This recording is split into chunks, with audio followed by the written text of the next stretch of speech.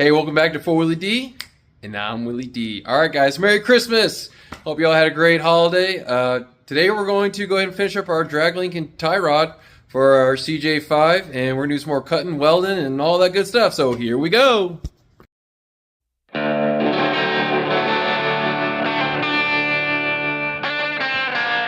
I'm back here in the shop. We got our 5/8 drill bit. The 3/4 hasn't come in yet.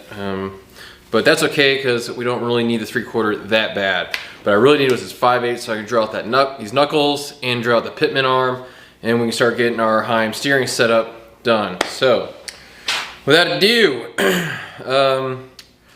this drill bit was really expensive. I think this sucker was like over 20 bucks.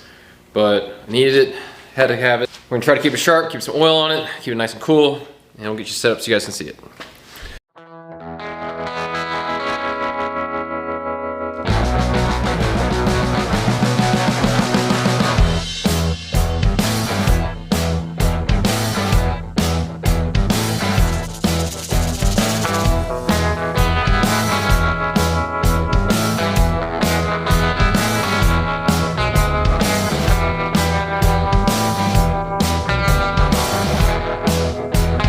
This is the orientation that I don't think is going to work, but we're going to try. And that's putting the tie rod bar on the bottom. Don't think it's going to work. I don't think we're going to have clearance on our leaf springs. We're going to give it a shot though, and if we don't, we're going to put it on top, and then we'll end up just stacking it like so. But we're going to try to do it this way first. Alright, so you can see over here, I already went ahead and changed this, so it's more like it's double stacked on here. Hopefully there's no interference. I'm having to go with this because it's on this one is on the bottom. It's gonna hit this leaf spring. So I'm hoping maybe it's all gonna clear like this. We'll see. Let's see, this needs to be more straight like that.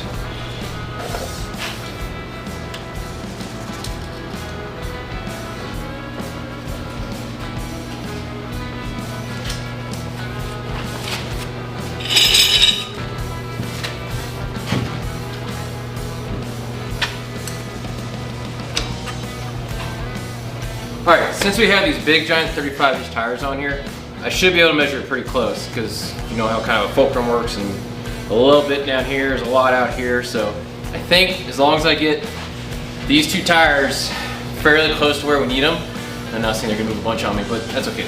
Now, if I get these two out here fairly close, that means we need very little adjustment down here.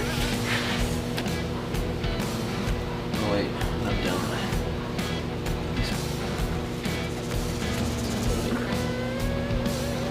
Oh, don't tell me it's ripping. Don't tell me it's ripping. Here's the issue I'm running into is right over here. So this wheel is touching this safety washer. It's kind of a big deal too, because if this Heim were to fail, that safety washer is that diameter to keep the Heim from completely coming off. And that's kind of like a really big deal to have that safety washer on there at that diameter. So it needs to go back down there. And the whole reason why we got this stacked this way, we have the knuckle, tie rod, drag link, is because on the bottom side, the tie rod over here, then our tube's gonna hit, well, this shackle. I do have one other idea of making some kind of offset to attach up here. Bring this little bit with another bolt. So I don't know what we're gonna do yet. I gotta think. I'll get back to you in a second. Okay, so I got a plan.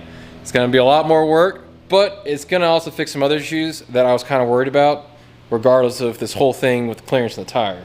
So, just a quick rundown of what's going on here. We have our tie rod, and then we have our drag link that's going up to our pitman arm right here.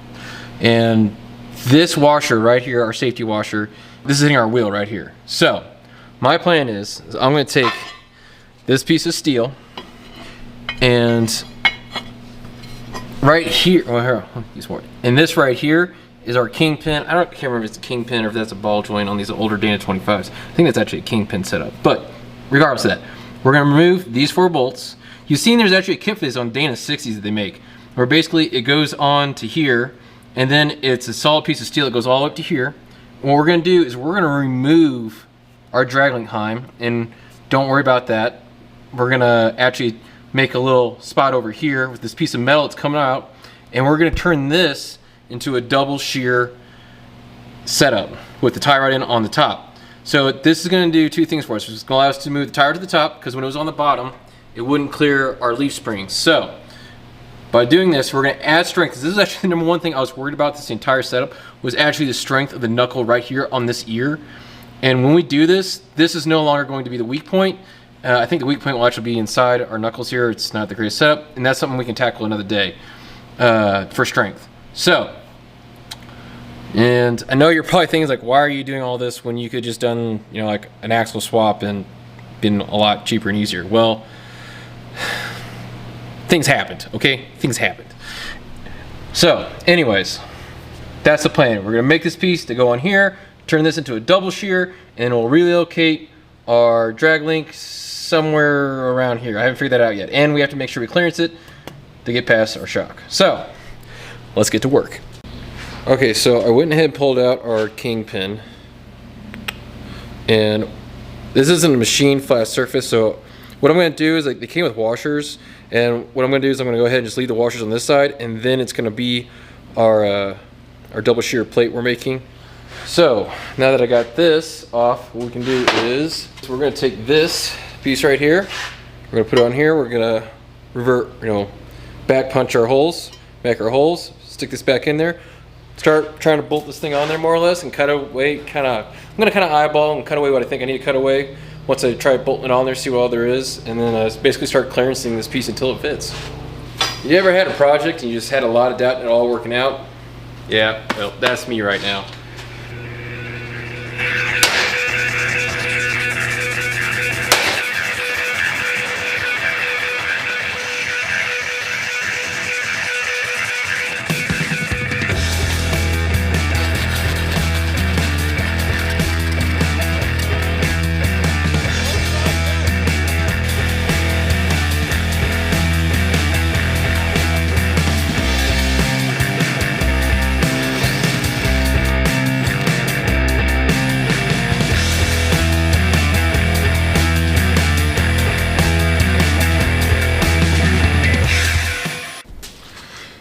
Alright, so we have a quick little update here where we're at. I'm making our double shear bracket. Oh yeah, hey, by the way, it's a new day. Haha. Anyways, so here we are. We're making this tab right here. You see I kind of have a spot, just a couple tacks holding the spot. Got a couple tacks holding it in place. And then I have a metal bushing, or I don't know what to call it, bushing or a sleeve. Basically, this sleeve tacked into place right here. What I did is I had this bolted to the top of our kingpin. Then I had our bolt for our tie rod going through here. So basically this is forming our box. You can see where I have these marked out right here, because we still got to clearance some more for the wheel to fit on to the actual assembly. So kind of marked on both sides, but I have to do it this way, so I can't put it like this into the to our saw over there. So got it marked on this side. I'm gonna cut all this off, trim it up, and then see if it fits into our wheel. So anyways though, let's cut real quick and we'll go see how it looks with the assembly. You can see I got our clearancing done of our tab. I got most of this bracket clearance back out, kind of. And well, the next thing we need to do is we need to make our tie rod in, so then I can start actually reinforcing everything I need to. So the idea I'm going with all this is that I need to first get everything in place that I need in place. So that means basically, you know, subtracting, making our negative first, and then once everything's exactly where I want, I'm gonna go ahead and start reinforcing stuff. And then once everything's reinforced like I want it to be, then we're gonna finally start burning some stuff in. And we're getting really close to that point. Now I need to make our tie rod. And then once the tie rod's in, I need to finish mounting our steering box. I still gotta go to the junkyard and grab the bolts that I want and need out of an XJ, which I'm gonna probably go get those today, or I am gonna go get those today. And if I can get everything tacked up right where it needs to be today, and all I need to do is final welding, I'm hoping to be at that point at the end of the day, because we're really close. Once I get this tie rod made, tacked up where I want it, and then I need to get this steering box right where I want it, we'll be money. We're really, really, really close.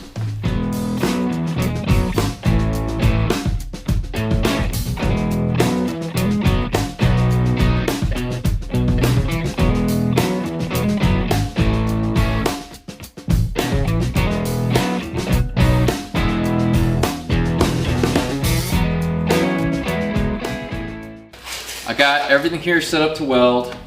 There's a couple things I'm gonna go over with you. Just kind of a double checklist to make sure I actually did everything I need to. I'm a little, I don't want to say scared, I'm a little suspense. There's a little suspense here because I've never welded a bung into a piece of tube before. And I've tried the YouTube University and everything, you know, trying to learn as much as I can before I go into this project.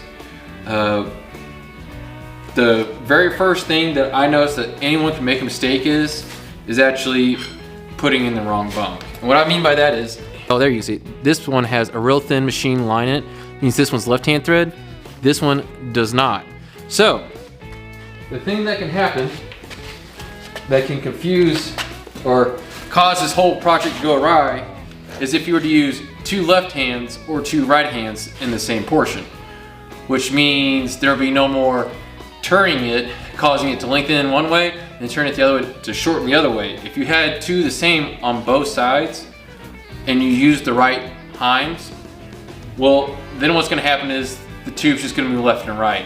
You're not actually gonna be moving, in this case it's a tie rod, so instead of the piece extending, causing more toe or less toe, this bar itself would be moving from left to right and the wheels wouldn't move at all. So, that's one thing you gotta make sure to do. So we got a left hand, we got a right hand. Right here. The other thing I saw they were talking about is that you can't just shove it in all the way. If you do that, it's going to cause a bunch of tension inside and cause the actual bung to collapse a little bit, and you'll never get your heim in there without running a tap through it. So the best way to prevent that is by just pulling it out like so, like maybe 1/16 of an inch. You just have a little bit of play in there. Like right about there, I think is where we want it. Now, I also, the part that kind of scares me, and I am kind of glad I'm doing this with a TIG as opposed to a MIG, because a MIG, some people do this, some people don't, and that's capping the end of it, because you get any slack in there, as soon as you put that heim in there, it's gonna seize up, and it's gonna, if you try to get it out, it might pull the threads out, but even if you do get it out, you'll have to run a tap through it.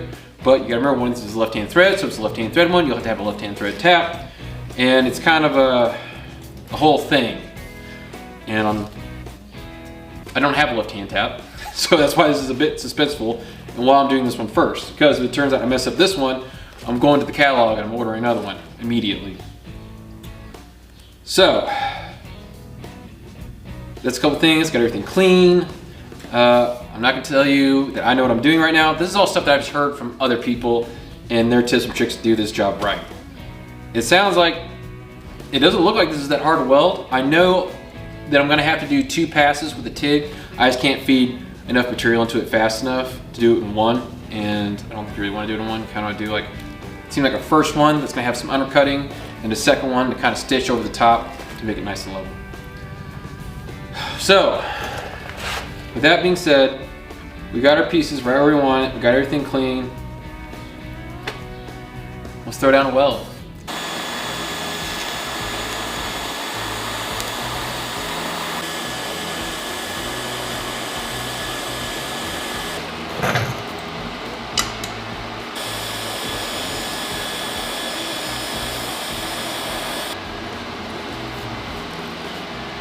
I'm actually pretty nervous about this. I think I might have cooked those threads. I got a fan in front of it right now, trying to cool it off some. This is kind of the moment of truth. See if I'll torch these or not. I'm more than a little nervous right now. I think this is kind of the make or break it. Let's see what happens. This is also the left-hand thread. So if you think I'm turning it backwards, no. We're gonna go in real slow like.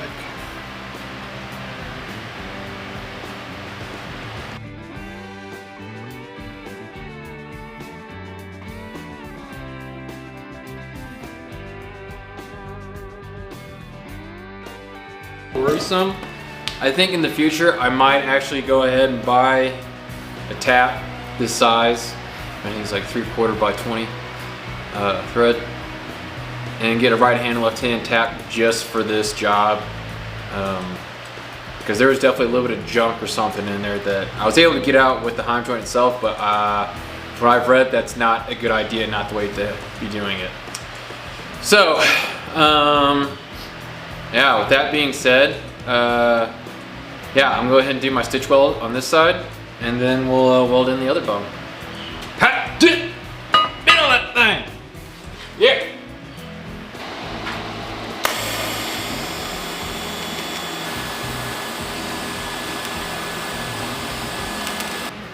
Got her all welded up. Gonna just throw a little NICs on these threads. We have our tie rod complete. Oh yeah, you see that? Woo-wee! I tell you what, I don't always tie rod, but when I do, I rod and tie. Raw tie. Freaking sweet. So we got our bar installed. All right, now we gotta do is from here on our little box plate that we're making. This is gonna go from here to, well, where our steering box is gonna go right there. First, I gotta finish installing the steering box. I've just kind of had it been sitting up there, but I really need to go ahead and finish mounting it up. I need to go to Harbor Freight and get some more tools, of course. So I'm gonna run to Harbor Freight real quick. I'll be right back, finish mounting this up, and we'll make our drive link. Alrighty, so we've actually got a lot done. I got the steering box completely mounted 100% where it needs to go. It's not welded, but it's right where it needs to be. And we have our tie rod done. I would show it to you, but I took it apart so that we could work on this.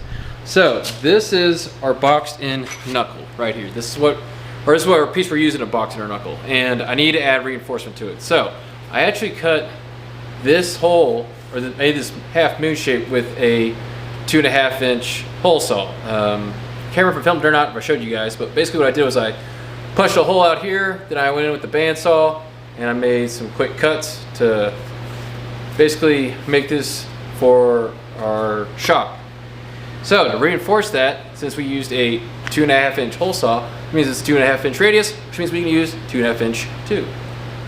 So that is gonna go right in there like that. So I'm gonna go ahead, throw in a couple tacks, and then cut off some of the excess that we're not gonna use. And we'll see about also making some reinforcements for this tab. So I don't know how far I'm gonna get tonight. Running out of daylight, I got maybe 20-30 minutes left before I need to get out of here. So probably gonna end up seeing you the next time.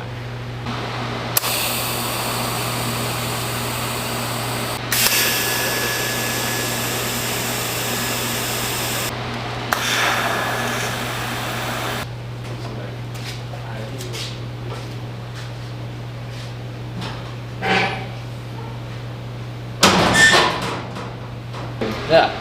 Yeah.